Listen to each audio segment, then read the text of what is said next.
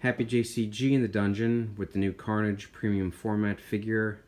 This is the exclusive, and I don't have all the pieces on because I kind of want you guys to see what Sideshow did here. And if someone can comment in the comment section and let me know if this saved them a ton of money, I would love to know. Because for the money that we paid for this statue, I really think there should have been at least a small rod or some kind of key, male to female key in the hands. Because this just doesn't, it just doesn't cut the mustard for me. I'll start from the base, which I think the base came out really nice. There is there's definitely a distinction between the mud debris that's there and the concrete, and there's nice rust on the girders.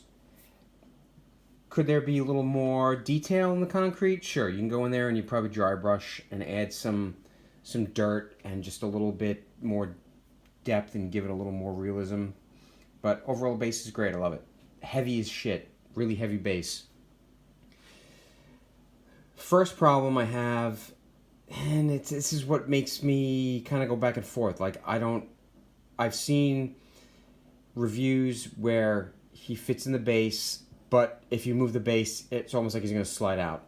This one fits pretty good in the base. There's a little tiny back and forth, but because of the engineering, because of the length of the rods, he feels sturdy to me.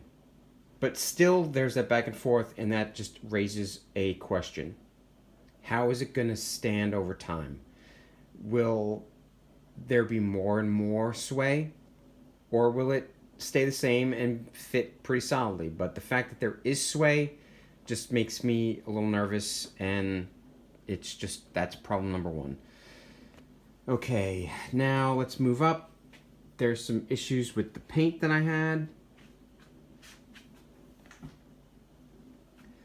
Let me try to get in there. I'm doing this with my iPhone and a light. I'm trying to get the focus. All right. For the most part, the body on the paint job is good. You can see right there, there is a horizontal red line, which looks like a scratch, and then there is a vertical line to the right of it. Well, that was from a hair that was underneath the paint. So whenever they painted this at the factory, there was a hair there. They just painted over it, and then it was peeled off. And how do I know that? Because it was still there when I got the piece, and I used tweezers to peel the rest of it off. Next, that's problem number 2, okay? And, you know, we have 2A, 2B, 2C, 2D throughout the piece. There's tiny little things where the paint isn't the black, where it should be black, but it's not quite covered. I will say there's nothing sloppy. There's not a lot of over painting on the black. It's just like they didn't cover where they should have. All right, problem number 3 is in the head. I had a chip. You can see it, and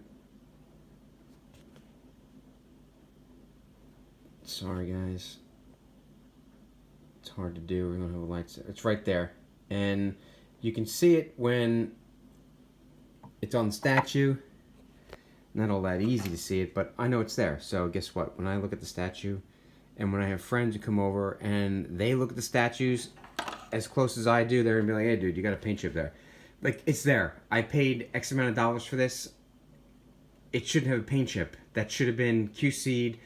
Look, dude, even just put a piece of black touch-up paint on it. I probably would have noticed. But I did, so that's problem number 3. I don't have a problem with the seam. I mean, because of the way they sculpted this, you know, they do kind of this weird thing with the black ooze. Like, they do a lot of, like, almost like over, almost like he's wearing armor, so that kind of helps. But yeah, the seam is not that great, but it's hard to notice, really. Next, I'm going to go to the tendrils. I will say you will need a flashlight, because the tendrils are marked pretty good. If you look at the tendrils there, you can see one is clearly green, that one's red, and there is some green paint on there. It's hard to tell on camera, but the left side bottom is green and the left side top is black, but there looks like red paint on the sides. But easy, you can't mistake the green. And that fits pretty good. There's some give and bend in the pins, or the actual tendrils. I'm not going to pop them all the way in. I'm just going to put them on there softly. Now, this is the one. This is problem number 4. This is the top. This is the top right pin. Look at them. Look at the give in that. That's not in there secure. So that's problem number 4. And again, these are marked pretty clearly. That's obviously orange, and then the top one is black. But you know, you can't mistake the orange. I'm gonna put them in, not all the way. I'm just gonna pop them in there. So that's problem number 4. That pin's loose. I mean, I love the sculpt. I think the sculpt came out really good. I love the motion. I never had an issue with this piece. I always thought it was pretty dynamic. I like the motion. I like the way the tendrils are kind of flying forward. Okay, and here is problem number 5A, is the right hand. And I mean, just look at that. Now, if someone can tell me if Sideshow saved some dough by not doing a rod or a key, which I'm sure they did, because obviously it's just end the sculpt there, put a magnet on. The problem here is the magnet is strong,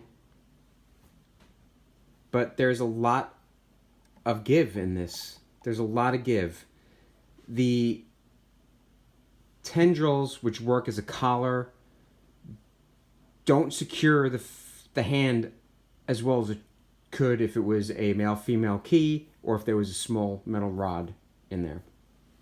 Because the paint is so thick, I'm sure there's not a solid magnet-to-magnet connection. That's the problem. And all the magnets are strong, but there's so much paint, or the sculpt is over-sculpted, that there's just not, it's just not making a magnet-to-magnet connection. The magnets are not, there's too much give there. Like, that should be solid. I shouldn't be able to move that. I shouldn't be able to move it. It should be solid. So, problem, what are we, 5A, what did I say? 5B is the left hand. Again, it seems to be a strong magnet, but because of either the excess paint or the actual tendrils themselves, which are supposed to form a collar, but they actually hinder the magnet-to-magnet connection. Like, it's a strong magnet, no doubt. But I think the connection could be even stronger. I really think that there's a lot of give there, a lot of give. And I got a cat that runs around. I don't think this is going to fall off if I hit the table, but I mean, I'm pulling, it's strong, but there's a lot of give, and I guarantee you it's not a solid magnet-to-magnet connection.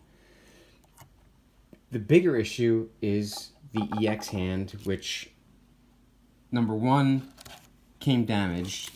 I mean, I don't know if this was QC'd, and while they were QCing it, it broke. So this piece broke off. Now, this is exactly where you can tell the fault in this engineering, because it's a strong magnet. Like, it's got give, but you know what? Look at that. It is not, that piece is broken, and you can see that it's not making a connection. It's not magnet to magnet. There's either too much paint or the sculpt is off. It's just not making that connection. And if it was making that connection, the tendrils would work as a collar and they would secure this in there, but this is not secure. Even if that piece wasn't broken, this would still have issues and I would still request a new one. And what are the odds of the new one fitting? I doubt it would. And that's the problem I have with this piece overall, is I love the sculpt, I love the pose, but it doesn't work. Like, I paid this money for a statue that, until it's behind glass, I'm going to be worrying about pieces falling off and breaking. And once my 30 days is up, that's it. Oh, well, you didn't have an issue. Now you do. We ran out of pieces, this and that. So I sent Sideshow videos and photos. I'm going to do a follow-up once I get a response from them. I'm going to do a follow-up video, because am I going to get their generic response like, oh, try cleaning out the excess paint or this or that? I shouldn't have to do anything. I shouldn't have to touch up the paint on this statue if there is a chip or there was a hair on it when it was painted. I will let you guys know what Sideshow says. Please, in the comments, let me know if anybody had weak magnet. I won't call the magnets weak. The magnets are strong. Let's say if there was an unsolid connection, because the magnets should be flat surface. Let me know if your hands had too much paint on them. Let me know if your tendril collar for the wrists were too thick and they weren't giving you a strong connection or solid connection. Because like I said, this is a strong connection, but it's not solid. There's too much give there. That's not a magnet to magnet. There shouldn't be any movement, or there should be very, very little movement. I'm talking like 1 degree. So I'll do a follow-up video when I get Sideshow's response. I actually have a feeling I'm going to be returning this for a full refund. I'm not too crazy about the EX hand to begin with, so if this thing sells out, the EX, and I have to pick up a regular down the line, maybe I'll do that. But, I mean, if I return this is also going to impact the pre-order of the Venom Premium Format, which I have on, FlexPay. So, that's something for Sideshow to think about. Like, if I return this, chances are I'm going to cancel the Venom. Let me know, guys, what you guys think about the piece if you have it. Let me know if you're on the fence with it. Let me know how it fits in the base. Let me know if you guys had weak pins in the tendrils. Let me know how the hands fit. Let me know if anything came damaged. Let me know how the paint is. Like, really go over this with, like, a light and examine it closely, because you paid a lot of money for this. The other thing is, it came real dusty. It looked real dusty. Like, I saw that Make Mine Marvel had a Q-tip in his styrofoam. So they were probably going through it, cleaning it.